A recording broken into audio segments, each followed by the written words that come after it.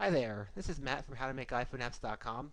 Today I want to show you something from my Code Toolbox library, which comes with my ebook, How to Make an iPhone App. The thing I want to show you is a UI action sheet, which is there's little sheets that pop up in an iPhone app, which you will present the user with an option, a slide from the bottom, and gives them a chance to select an option, and the sheet will allow an action to take place. So you can see here, I'm pressing the button. The UI action sheet pops up here, presents a yes or no option, and the user can touch it to select it, and it'll update the label up here.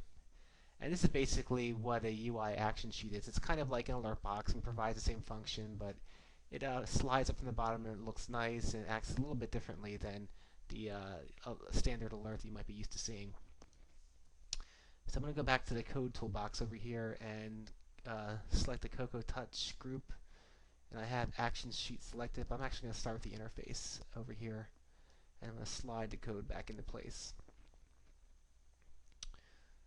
Okay, so the first thing you need to do when you're making one of these action sheets is make sure that you'll have something that can act as a delegate for the action sheet. I just use the controller generally, the main controller of the view, but it can be any object that you have that will implement the action sheet delegate. And as always, this is how you implement a delegate, and this is how you implement the UI action sheet delegate. You put in these greater than, less than signs over here. So let's go over to the implementation file. First off, before we do anything else, I should just show you that I first created the label in code. I use the variables up here, local instances of the label and the button, and these are created the same way. You can pause the video here if you want to see how to do that, but there's a lot of other places on the website where you can see how to use a label and use a button. Something significant is you see that I use target action here to make sure that press button will be executed when the user touches the button. Of course, I release them both in the dlock over here.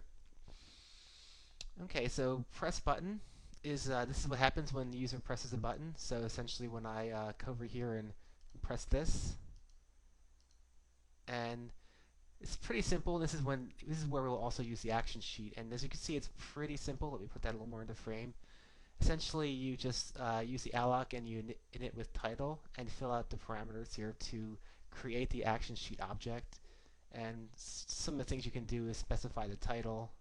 Put that in frame so you can see it. So you can see I did pick something. The delegate, so we know we made the main controller. We know it implements the UI action sheet delegate, so it's safe just to simply make the self delegate. If you had a different object here you want to act as a delegate, you would specify that in this with this parameter here. Cancel button title, destructive. If you want to have these things say something differently, you could fill that information out here as a text. I just simply put other button titles, yes, no, and nil.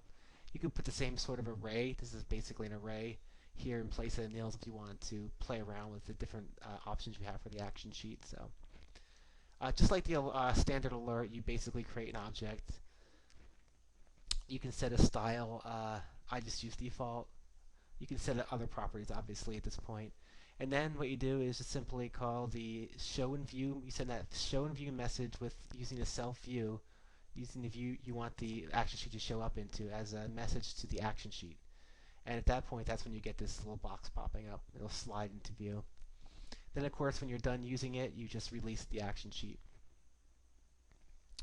Okay, now since this view is a delegate, it's going to respond to the method that this method click button at index. And this is how we're going to actually take some action based on what the user clicks over here. So yes, when we do that, the system gets a response from the action sheet that basically will allow us to take control and do something. And what I did here is essentially just set the label text to the button index.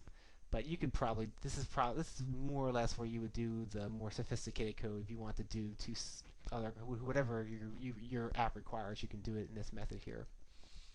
For instance, if you want to slide into another view or anything like that. So that's really it. This is all there is for UI Action View. I hope you enjoy it. If you want more information, you can head over to the website howtomakeiPhoneapps.com and let me know how this worked for you. Talk to you later. Matt.